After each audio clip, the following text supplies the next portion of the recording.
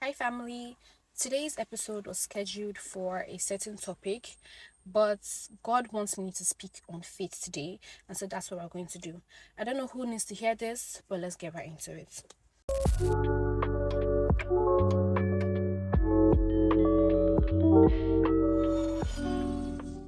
Now, what is faith? Hebrews 11, verse 1 made us to understand that faith is the substance for things hoped for and evidence of things not seen.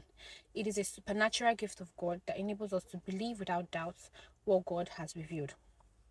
Now, faith gives reality to our hope. It is not a vague feeling, it is a confident adherence that what we hope for will come to pass.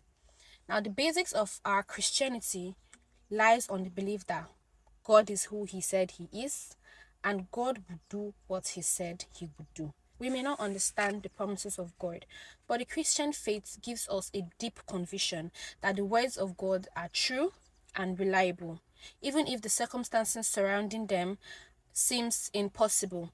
The Christian faith is independent to logic or physical evidence. When God told Abraham to go into the land that he would receive as an inheritance, Abraham went there and lived as a stranger in that land for the rest of his life. There was no physical evidence to Abraham that he would be the father of many nations. He lived there for as a stranger for the rest of his life, but he stayed.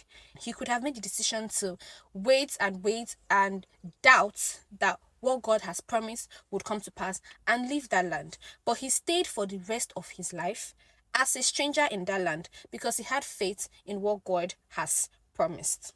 In Mark 5, verse 28, we see the woman with the issue of blood who believed that just by touching the garment of Jesus Christ, she would be healed. There was no physical evidence whatsoever that that would be the outcome of her encounter with Jesus. She just had faith. Faith without logic, faith without reasoning, that just by touching the garment of Jesus, she will be healed. The Christian faith is manifested not just in feelings, but in obedience, in our actions to the words of God. And a perfect example of this is seen in John 2, verse 5. Mary said to the servants, "Do whatever he tells you." And that simple obedience was what turned an ordinary water into wine. It made an ordinary divine. Now, there was no assurance whatsoever that that would be the outcome, but the servants did as they were told, and the water became wine. What I want us to do this week is to tell God, Lord, teach me to listen to your voice rather than my logic.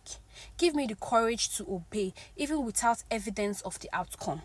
And also give me the faith to understand that listening to your voice and obeying your command always leads to a better outcome.